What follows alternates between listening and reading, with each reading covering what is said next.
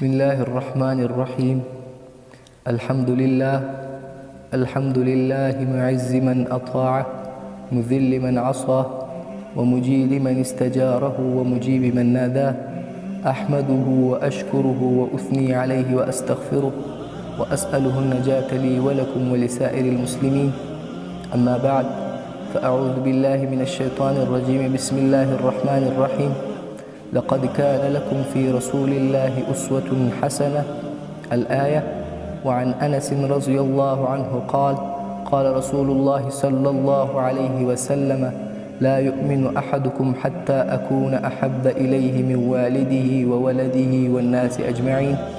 متفق عليه. صدق الله العظيم وصدق رسوله النبي الكريم.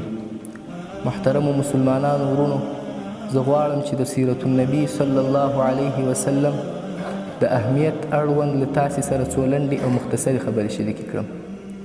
سیرت د رسول الله صلی الله علیه وسلم د ژوند، حسب او نسب او هغو پیښو او حادثو نوم دی کوم چې د رسول الله صلی الله علیه وسلم تر ژوند پورې تعلق درلود. همدا راز د صحابه رضوان الله تعالی علیهم اجمعین په ژوند څېړلو هم د سیرت اطلاق کیږي. محترمو، د هر مسلمان د دین او ژوند د لارو چارو لپاره د رسول الله صلی الله علیه وسلم او د هغه د صحابه ژوند لارښود او نمونه دی. برابره خبره ده که هغه مسلمان د دین له هرې شعبې سره تعلق ساتي، که داعي مبلغ وي او یا هم کوم معلم او مربي، که سیاسي قائد وي او یا هم کوم دیني عالم. محترم مسلمانان ورونو، حضرت حسین ابن علی رضی الله عنه فرمایي: كنا نعلم مغازي النبي صلى الله عليه وسلم كما نعلم سورة من القرآن. موږ به د رسول الله صلی الله علیه وسلم مغازي او غزاګانې داسې زده کولې لکه موږ چې د قرآن کریم یو سورت زده کوو. همداراز اسماعیل ابن محمد بن سعد بن ابي وقاص رحمه الله فرمایي چې موږ ته به خپل پلار د رسول الله صلی الله علیه وسلم مغازي راښودل او راته ویل به چې دا ستاسې د پلرونو معاصر دي، مه یې هېروئ.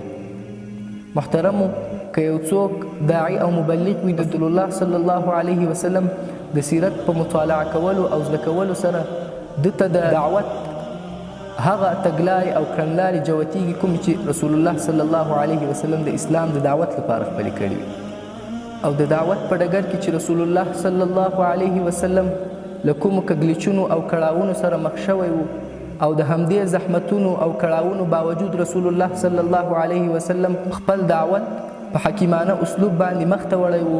هغه اسلوبونه یو داعي په سیرت النبي کې زده کولی شي او د همدې اسلوبونو په عملي کولو سره خپل دعوت لا هم مؤثر کولی شي. محترمو، که یو څوک معلم او مربي وي، نو د رسول الله صلی الله علیه وسلم د سیرت څخه د استازي او تربیه مهارتونه ترلاسه کولی شي، ځکه چې رسول الله صلی الله علیه وسلم نه یوازې دا چې دی رسول و، بلکې یو معلم هم و.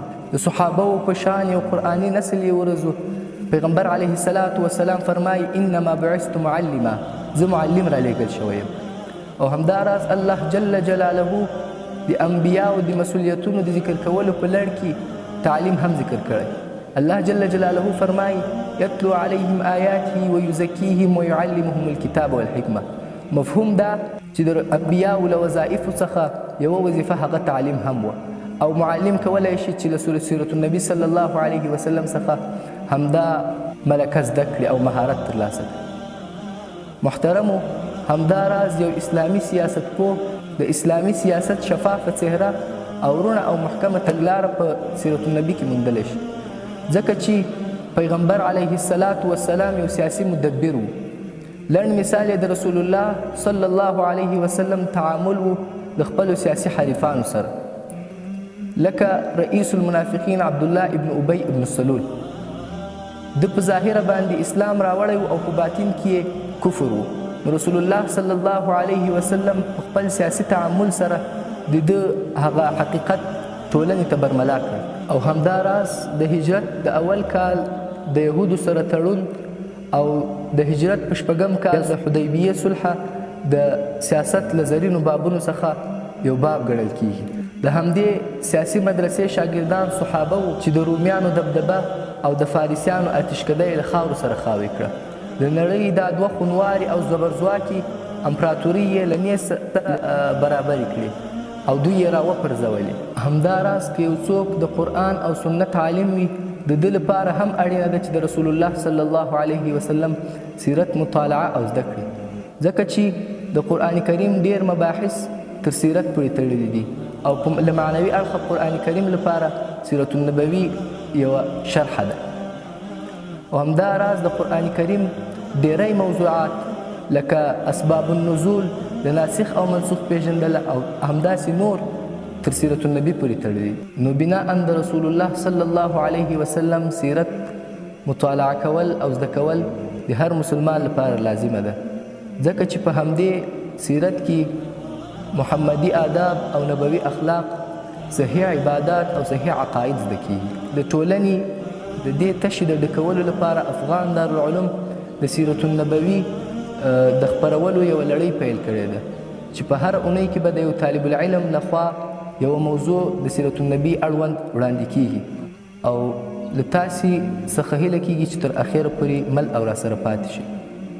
أقول قولي هذا أستغفر الله لي ولكم ولسائر المسلمين واستغفروه إنه هو الغفور الرحيم. والسلام عليكم.